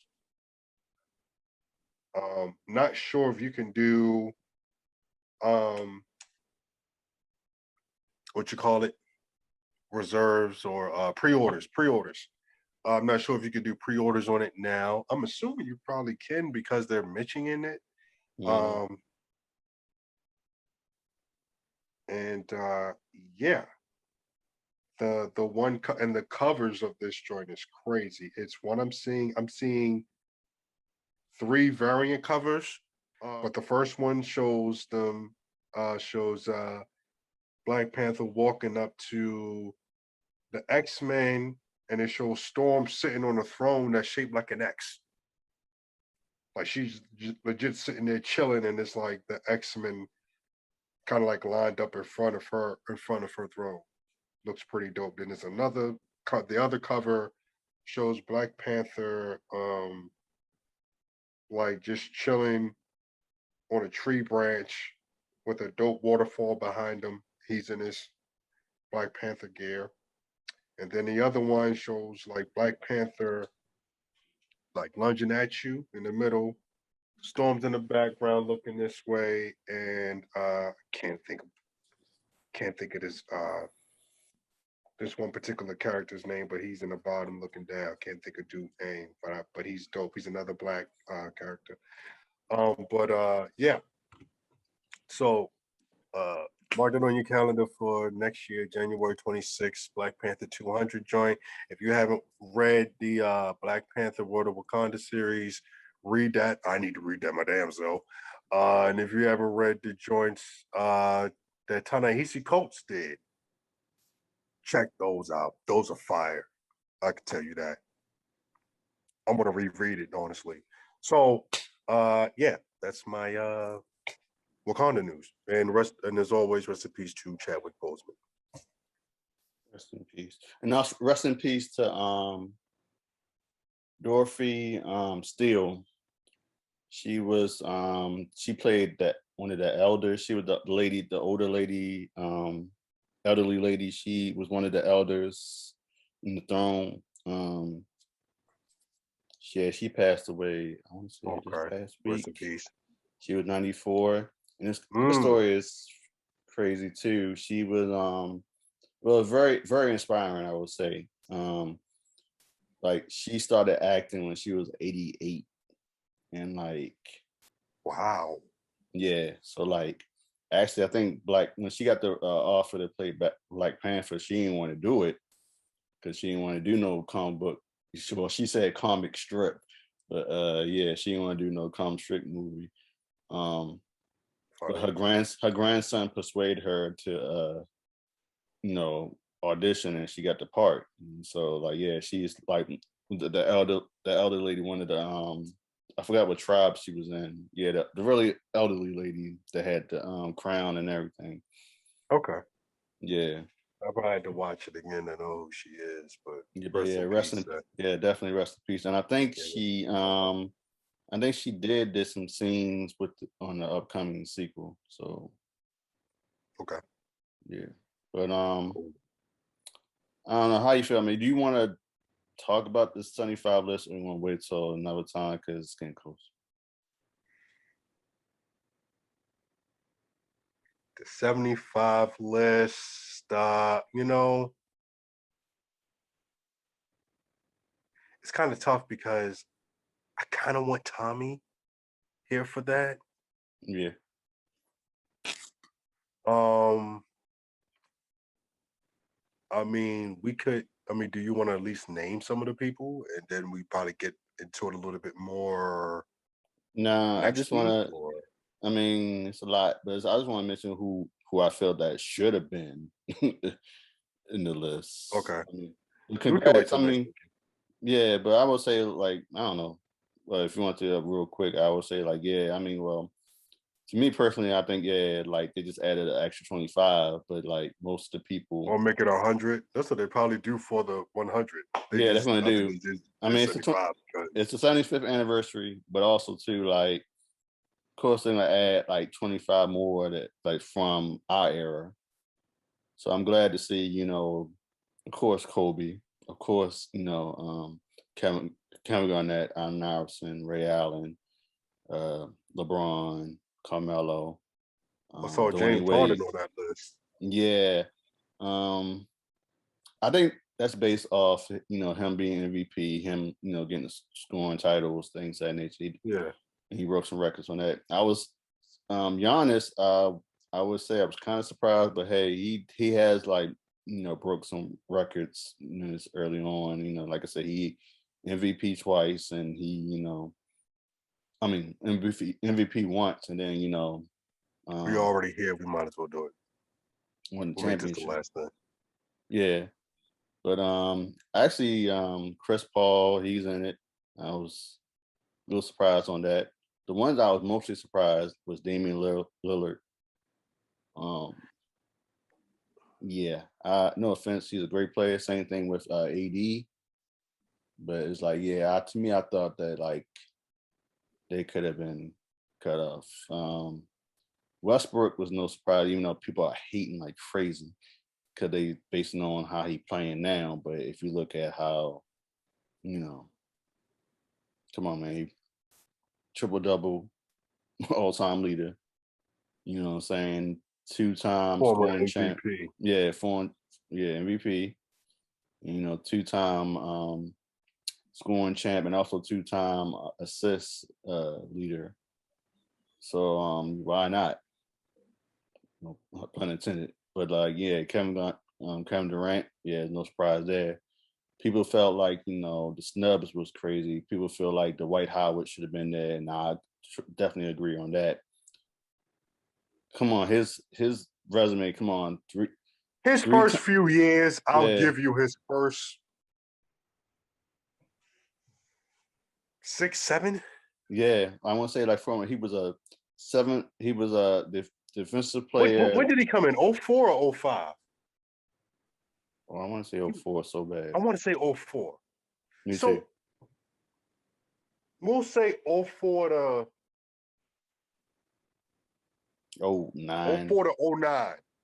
10 probably. Yeah. 10. Yeah. We'll say 10. That's 6 years. He was an all-star, 3-time dunk contest champion, defensive player. 3 times. Block. He led blocks. He led the league in block shots. Yeah. Rebounding. He was 7 times. He was a 5 I time. guess because he wasn't like consistent with it, and he fell off in a sense. I mean, he didn't fell off. He just he was like pretty much he didn't get along with James Harden and Chris Paul like that. Yeah. I mean, not Chris Paul, James Harden mostly. He didn't get along with Kobe neither. Kobe. Yeah, that's it. Yeah. Well, nigga, if that's the case, then Robert Ory should be on this list. Facts. Shooter. Yeah. Multiple chips. For real. Facts. I agree with you on that. Come on. It's some people on here. They just do certain people. I'm like, I've never heard of their names. Well, that's that's definitely back in the day. Like And Vince certain Carter. people are like, I've heard of the name, like Dave DeBusschere, DeBusschere, Mm-hmm. Dave DeBusschere. Mm-hmm. You know, apologies for messing up your name, but wow, that's way before my time. Bob Petit, I've heard of before. Yeah, of course. You know what I'm saying? But My like, man Lenny Wilkins made it. yeah. James Worthy's in it. Yeah, Sam Jones. I thought that was a football player at one point. I thought It is. I think it is a football. Okay, I thought so. I was like, It yo, I is. never. It's a basketball player. I was like, yo, I never heard of him. Paul Orizin. Orizin. Never heard of him. Who else was on this list I ain't never heard of? But Vince Carter should have Hal been there. Greer. Tracy McGrady, all of them. They should have been. T-Mac. Is Reggie Miller on this list? Yeah, he in it. Yeah. Yep, he in there. I see Patrick Ewing. Okay, that answered the question of mine. Of course, Magic. Yeah, of course, Magic. But yeah, Reggie Miller, he's in there. Yeah, Dominique Wilkins, he in there, even though he wasn't in. He was upset that he didn't make the top. He didn't make the NBA 50 back in 96, 97. And they had the 50th anniversary one. He wasn't in that. Dennis Rodman made it. Yeah, Rodman too. He's in. Yep. Well, it's crazy. Melo's in it. Wow. I mean, yeah. I mean, come on. He led this. He let me see. It was 3-time scoring title. Where's Bosch? Sure. Like I said, Vince Carter, Tracy McGrady. Who else? I agree when people say the White, and then Klay Thompson got a nerve to like get mad and like said that he felt, I don't know. He'll be in 100. No, he'll be in. Him and Steph will be in 100. 100. Well, Steph is on there. Steph was on there. Oh, Steph is in there. Oh, okay. Yeah, I mean, there's so many names, man. That's a no-brainer. I mean, between them two, it's got to be Steph though. Like for no. Oh yeah. No, just to Klay, but yeah, I mean, I wouldn't get too mad, bro. Like, yo, to me, I just thought Damian Lillard. I would say AD. To me, I would switch AD to Dwight Howard, and probably like either Vince or T-Mac will take over for like Damian Lillard. No defense to Dame, he's a great player, but I don't think he has. Yeah, like his resume hasn't, all them, MVPs and scoring titles. Yeah, he's a great shooter and all that stuff, but yeah, he hasn't. Yeah, I would say he definitely will be there in 100th anniversary, but not for the 75. Yeah. But I gotta see. Like old school, like Bernard King, he not in there. Alex English, he not on there. Oh, damn. No Run TMC. I'm trying to think of like other like championship teams in the past. Mono Ginobili, he should have been there. Yeah. I like Mono. Yeah. I like Mono. Yeah. I wasn't the biggest Spurs fan, but I did respect the hell out of them. They always, great players. Shout out to Ray Allen. About the Spurs? Yeah, I wasn't the biggest Spurs fan, but I did like respect. I respect the. I have respect for the Spurs. No, yeah, me too. And Coach Pop. I didn't know. So it was Tim Duncan for me. Actually, I was a Robinson fan. I was a Admiral. I like the Admiral, but Tim Duncan really, because I like the fact that he was just one of those people that was like, he wasn't about all that craziness and all that BS outside of being a ball player. Like, he just handled himself a certain way. He was quiet. He did his work. He was good to go. And I definitely, that squad back in the 90s with him, Rodman, the Robinson, Rodman, Elliott, who I was so mad when he did that one-legged and shot and made the, and also your boy. Of course, I should have made it, Rayon. You know, your boy AJ Avery Johnson should have been on that 75. Been doing this for a minute as a player and as a coach. You need to put some respect on my name. Matumbo, he's not on there. That's crazy. Alonzo Mourning should have been there. Those should have been on there. But yeah, I definitely agree on Robert Ory. Like, yo, for real. Yo, I'm surprised Rick Barry's on here. Where's Pistol Pete? He in there. But Rick Barry, yeah, I mean, he was. I heard. What exactly was the great? I don't mean to sound like ignorant or nothing, but what was like the great thing that he did? Rick Barry, he was a good. He was a great shooter. I heard he was a great shooter, and yeah, he's definitely a great shooter. I see Pistol Pete, yeah, between Moses Malone and Bob McAdoo. Mm-hmm.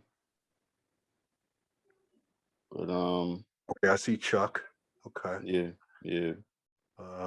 Yeah, I'm trying to think of other people. I'm looking for.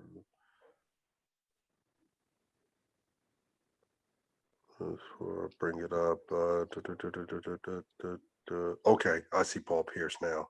Okay. Yeah. I wish I had looked at this joint earlier, and I could have came up with some people on my own, because you kind of came up with a list of people.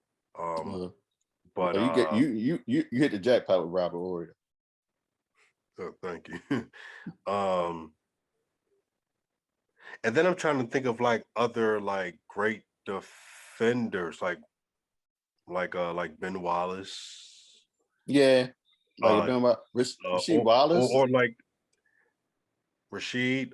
If you're talking about an all-around player, Chauncey was dope. What's one called Tayshaun Prince? Well, I'm mentioning the whole squad. Tayshaun Prince was dope. Yeah, he was a dope player. That's somebody that I wish Kevin Durant was more like defensively, because they're like I think they're around the same type of height. Yeah, wingspan. I think they have the same type of wingspan. Yeah. So it's like it's no excuse that you're not playing D like that. You know what I'm saying? With your wingspan, you should be grounded. You should be grabbing mad rebounds, and you should be blocking more shots than what you're doing. Right. But yeah, I love seeing Kevin Garnett on this list, and yeah, I wish I could think of some more people. It probably will come to me. Watch, the wheels is going to turn throughout the week, and I would like to hear Chris Webber. Tommy would like to see on this joint, and I'll probably have more people for that then. But yeah, Chris Webber, he should have been there too. Yes, 100%. Chris Webber should have been there. And people, you think people was mad because Kyrie didn't make it?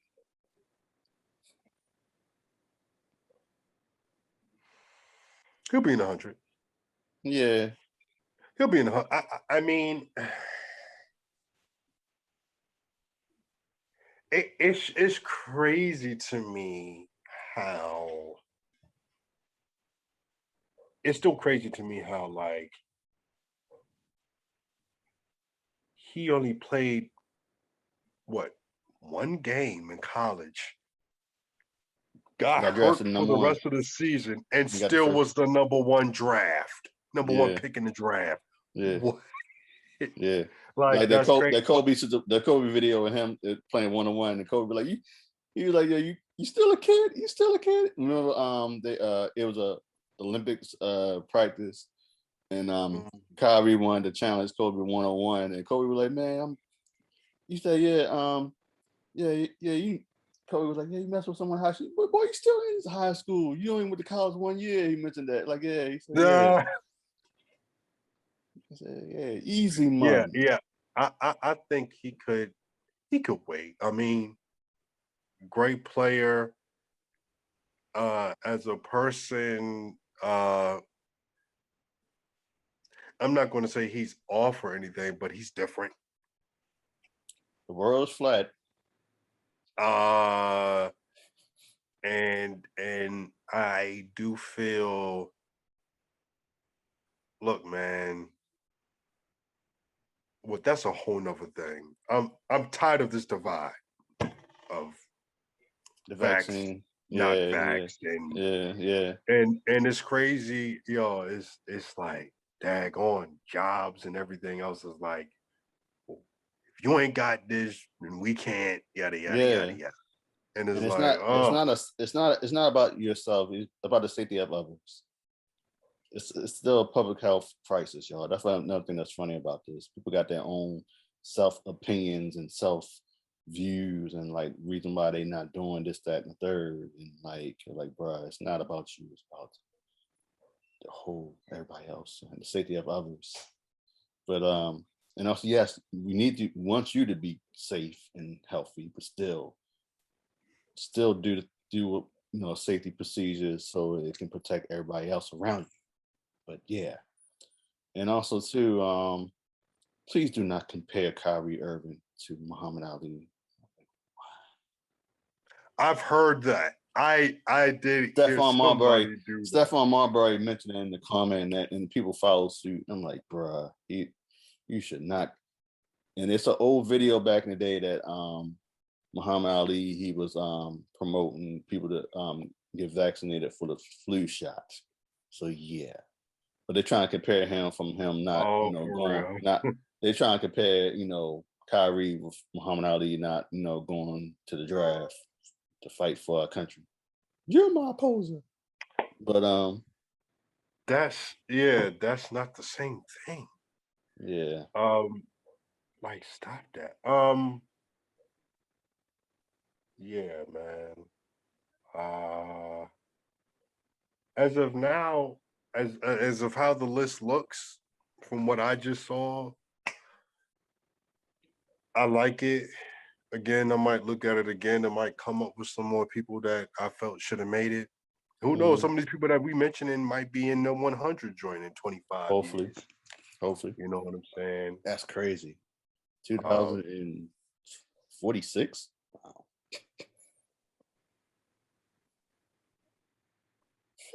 I ain't even trying to. Oh man. wow. All right. All time from now. Yeah, friend, we be old. We probably be like, We'll be in retirement age, bro. Close like, to it. like, wow. Yeah, I'll be 65. Okay, I'm not okay. Let's move. Yeah, we're gonna talk about the NBA 75 when Tommy gets in. But yeah, yeah. As of right now, we done. no shout outs. Happy birthday shout out to our Aunt Melita Gregory. Happy birthday, Aunt Melita. Happy birthday, Auntie. Yes. Happy birthday. Salute to Alan and Jerome and Uncle Mike. Happy 40th is on Friday coming up. Happy 40th to my best friend of 30 years, Rashad. Salute to his family. I was kicking it with them yesterday. Shout outs to Ernest, Jace, Princess Raina. Love y'all. We in Scorpio season now. Yep. Salute to the Scorpions, to the Scorpios. Get over here. Matter of fact, I think Drake turns 35 soon. Yeah, today's birthday. Today is his birthday. Oh, we're going to hear about the party and all that and shit I can care less about. Yeah. Follow us on all social media. Everything's blurred on everything. Continue to spread the word on the joint, man. And we out here. Support us. All right. Episode 45, Code 45, Billy D. Williams. I'll let you know more about that Barbie and Ken movie, fam. It's gonna be the joint. Yeah, but it's gonna be interesting seeing Margaret Robbie Barbie. It's gonna be like that's like another. Margot Robbie. I mean, I could see her playing that part. Yeah, but it's like, yeah, I do agree. Zac Efron should have been King, but Ryan Gosling, just whatever. But yeah, but alrighty, this is the Corlo Cousins. We finish our business. Peace out.